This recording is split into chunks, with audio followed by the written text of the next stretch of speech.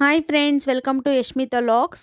ಎಲ್ಲರೂ ಹೇಗಿದ್ದೀರಾ, ಚೆನ್ನಾಗಿದ್ದೀರಾ ಅಂತ ಅಂದ್ಕೊಂಡಿದ್ದೀನಿ. ವಿಡಿಯೋನ ಸ್ಕಿಪ್ ಮಾಡದೆ ಕೊನೆವರೆಗೂ ನೋಡಿ, ಹಾಗೆ ಸಬ್ಸ್ಕ್ರೈಬ್ ಮಾಡೋದನ್ನು ಮರಿಬೇಡಿ. ಇವತ್ತು ನಾನು ಮಾಡಿ ತೋರಿಸ್ತಾ ಇರೋಂಥ ರೆಸಿಪಿ ಬಂದುಬಿಟ್ಟು ಗುಲಾಬ್ ಜಾಮೂನು ಹೇಗೆ ಮಾಡೋದು ಅಂತ ಬನ್ನಿ ನೋಡೋಣ. 1 ಬೌಲು ಗುಲಾಬ್ ಜಾಮೂನ್ ಪೌಡ್ರ್ ತೊಗೊಂಡಿದ್ದೀನಿ, 1/4 ಬೌಲು ನೀರು ತೊಗೊಂಡಿದ್ದೀನಿ.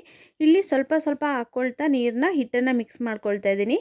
ಒಂದೇ ಸರಿ 1/4 ಬೌಲ್ ನೀರನ್ನು ಮಿಕ್ಸ್ ಮಾಡ್ಕೋಬೇಡಿ, ಸ್ವಲ್ಪ ಸ್ವಲ್ಪನೇ ಹಾಕ್ಕೊಂಡು ಮಿಕ್ಸ್ ಮಾಡ್ಕೊಳ್ಳಿ. ಸ್ವಲ್ಪ ಸ್ವಲ್ಪ ನೀರು ಹಾಕ್ಕೊಂಡು ಮಿಕ್ಸ್ ಮಾಡ್ಕೊಳೋದ್ರಿಂದ ನಮಗೆ ಹದ ಚೆನ್ನಾಗಿ ಗೊತ್ತಾಗುತ್ತೆ. ಒಂದೇ ಸರಿ ಹಾಕ್ಕೊಂಡು ಮಿಕ್ಸ್ ಮಾಡಿಕೊಂಡ್ರೆ ಏನೂ ಮಾಡೋಕ್ಕಾಗಲ್ಲ, ತುಂಬ ಮೆತ್ತಗಾಗ್ಬಿಟ್ರೆ. ಅದಕ್ಕೋಸ್ಕರನೇ ಸ್ವಲ್ಪ ಸ್ವಲ್ಪನೇ ಹಾಕ್ಕೊಂಡು ಮಿಕ್ಸ್ ಮಾಡ್ಕೊಳ್ಳಿ. ನೋಡಿ, ಇಲ್ಲಿ ನಾನು ತೊಗೊಂಡಿರೋ ನೀರಲ್ಲಿ ಸ್ವಲ್ಪ ನೀರು ಮಿಕ್ಕಿದೆ, ಅದಕ್ಕೋಸ್ಕರನೇ ಹೇಳ್ತಾ ಇರೋದು. ಅದಾದ ನಂತರ ಎಲ್ಲ ಮಿಕ್ಸ್ ಮಾಡ್ಕೊಂಡಾದಮೇಲೆ ಸಾಫ್ಟಾಗೇ ಇದೆ ಅದು.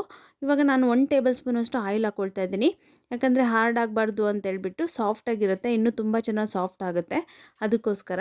ಎಣ್ಣೆ ಹಾಕಿದ ಮೇಲೆ ಸಾಫ್ಟಾಗೆ ನಾದ್ಕೊಂಡ್ಬಿಟ್ಟು ಅದಾದ ನಂತರ ಅದ್ರ ಮೇಲೆ ಇನ್ನೊಂದು ಸ್ವಲ್ಪ ಆಯಿಲ್ನ ಹಾಕ್ಬಿಟ್ಟು ಗ್ರೀಸ್ ಮಾಡಿಬಿಟ್ಟು ಅದನ್ನು ಒಂದು 5 to 10 ಮಿನಿಟ್ಸ್ ಹಾಗೆ ಒಂದು ಪ್ಲೇಟ್ ಮುಚ್ಚಿಬಿಟ್ಟು ಸೈಡಲ್ಲಿ ಎತ್ತಿಡಿ. ಅದಾದ ನೋಡಿ, ಇವಾಗ ನಾನು ಮಾಡ್ಕೊಳ್ತಾ ಇದ್ದೀನಲ್ವ, ಆ ಥರನೇ ಮಾಡ್ಕೊಂಬಿಟ್ಟು ಮೇಲೆಲ್ಲ ಆಯಿಲ್ ಹಾಕ್ಬಿಟ್ಟು ಒಂದು 5 to 10 ಮಿನಿಟ್ಸ್ ಹಾಗೆ ಇಡಿ. ಇವಾಗ ಅದಕ್ಕೆ ಶುಗರ್ ಸಿರಪ್ ಹೇಗೆ ಮಾಡ್ಕೊಳ್ಳೋದು ಅಂತ ನೋಡೋಣ.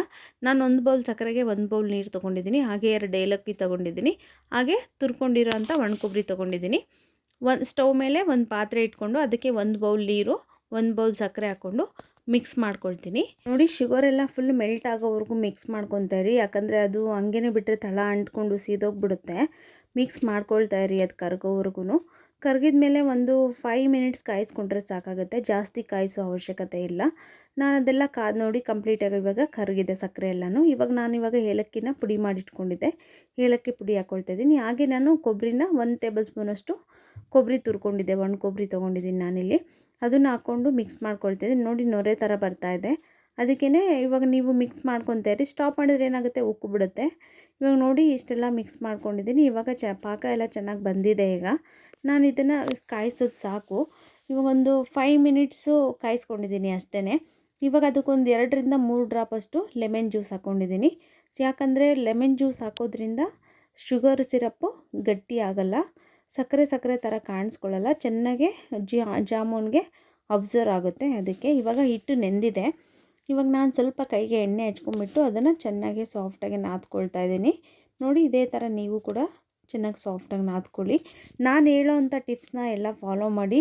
100% ಗುಲಾಬ್ ಜಾಮೂನು ಫೇಲ್ ಆಗೋದೇ ಇಲ್ಲ, ತುಂಬ ಚೆನ್ನಾಗಿ ಬರುತ್ತೆ.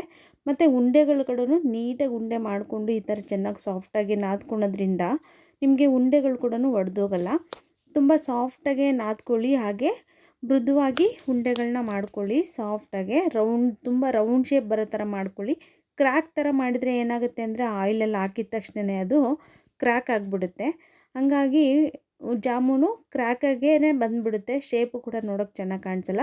ನೋಡಿ, ಈ ಥರ ರೌಂಡ್ ಶೇಪ್ ಮಾಡ್ಕೊಳ್ಳಿ. ನಾನಿಲ್ಲಿ 2 ಸರಿ ರೌಂಡ್ ಶೇಪ್ ಮಾಡ್ಕೊಳ್ತಾ ಇದ್ದೀನಿ. ಒಂದು ಸರಿ ಮಾಡ್ಕೊಂಡು ಇಟ್ಕೊಳ್ತಾ ಇದ್ದೀನಿ ಎಲ್ಲ ಉಂಡೆನೂ.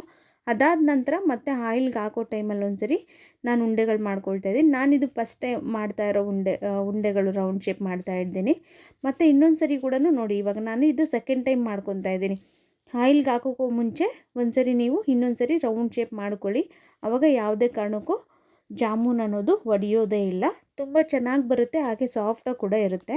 ನಾನಿಲ್ಲಿ ಎಲ್ಲ ಉಂಡೆಗಳನ್ನು ಸಾಫ್ಟಾಗಿ ರೌಂಡ್ ಶೇಪಲ್ಲಿ ಮಾಡ್ಕೊಂಡಿದ್ದೀನಿ. ನಾನಿಲ್ಲಿ ಆಯಿಲು ಕಾಯೋದಕ್ಕಿಟ್ಟಿದ್ದೆ, ಎಣ್ಣೆ ಕಾದಿದೆ ಚೆನ್ನಾಗೆ. ಎಣ್ಣೆ ಕಾದ್ಮೇಲೆ ನಾನು ಮೀಡಿಯಮ್ ಫ್ಲೇಮಲ್ಲಿ ಇಟ್ಕೊಂಡು ಇವಾಗ ಒಂದು 3 ರಿಂದ 4 ಹಾಕ್ಕೊಂಡ್ಬಿಟ್ಟು ಜಾಮೂನ್ ಉಂಡೆಗಳನ್ನ ಫ್ರೈ ಮಾಡ್ಕೊಳ್ತಾಯಿದ್ದೀನಿ. ಈ ಥರ ಮಿಕ್ಸ್ ಮಾಡೋದ್ರಿಂದ ಏನಾಗುತ್ತೆ ಅಂದರೆ ಒಂದೇ ಕಡೆ ಸೀದೋಗಲ್ಲ, ಎಲ್ಲ ಕಡೆಯೂ ಈಕ್ವಲಾಗಿ ಬೇಯುತ್ತೆ. ಅದಕ್ಕೋಸ್ಕರ ನೋಡಿ, ಇವಾಗ ಎಲ್ಲನೂ ಬ್ರೌನ್ ಕಲರಾಗಿ ಬಂದಿದೆ, ಗೋಲ್ಡನ್ ಬ್ರೌನ್ವರೆಗೂ.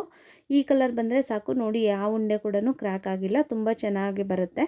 ನೀವು ಕೂಡ ಇದೇ ಮೆಥಡ್ನ ಫಾಲೋ ಮಾಡಿ, ನಿಮಗೂ ಕೂಡ 100% ಆಗಿ ಜಾಮೂನು ಚೆನ್ನಾಗಿ ಬಂದೇ ಬರುತ್ತೆ.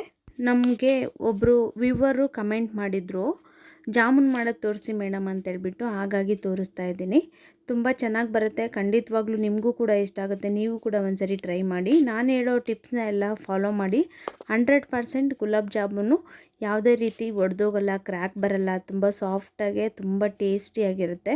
ನಮ್ಮ ಮನೇಲಂತೂ ಎಲ್ರಿಗೂ ಇಷ್ಟ ಆಯ್ತಪ್ಪ. ನನ್ನ ಮಗಳಿಗಂತೂ ತುಂಬಾ ಇಷ್ಟ ಜಾಮೂನ್ ಅಂದರೆ, ಹಾಗೆ ನನ್ನ ಮಗನಿಗೂ ಕೂಡ ಜಾಮೂನ್ ಅಂದರೆ ಇಷ್ಟ. ಎಲ್ಲರೂ ತುಂಬ ಇಷ್ಟಪಟ್ಟು ತಿಂದರು, ತುಂಬ ಚೆನ್ನಾಗಿದೆ ಅಂತ ಕೂಡ ಹೇಳಿದರು.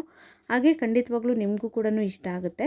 ಇನ್ನೂ ಹೆಚ್ಚಿನ ರೆಸಿಪೀಸ್ ಏನಾದರೂ ಬೇಕು ಅಂದರೆ, ಯಾವ ರೆಸಿಪಿ ಬೇಕಂದರೆ ನೀವು ಅದನ್ನು ಕಮೆಂಟ್ ಮಾಡಿ, ನಾನು ಖಂಡಿತವಾಗೂ ನಿಮಗೆ ಮಾಡಿ ತೋರಿಸ್ತೀನಿ.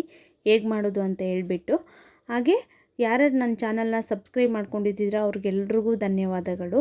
ಹಾಗೆ ಯಾರು ಸಬ್ಸ್ಕ್ರೈಬ್ ಮಾಡ್ಕೊಳ್ದೇ ನೋಡ್ಕೊತಾ ಇದ್ದೀರೋ ಅವರೆಲ್ಲ ಇವಾಗಲೇ ಸಬ್ಸ್ಕ್ರೈಬ್ ಮಾಡ್ಕೊಳ್ಳಿ. ಕೊನೆವರೆಗೂ ವಿಡಿಯೋ ನೋಡೋದಕ್ಕೆ ಧನ್ಯವಾದಗಳು. ಲೈಕ್ ಮಾಡಿ, ಶೇರ್ ಮಾಡಿ, ಕಮೆಂಟ್ ಮಾಡಿ.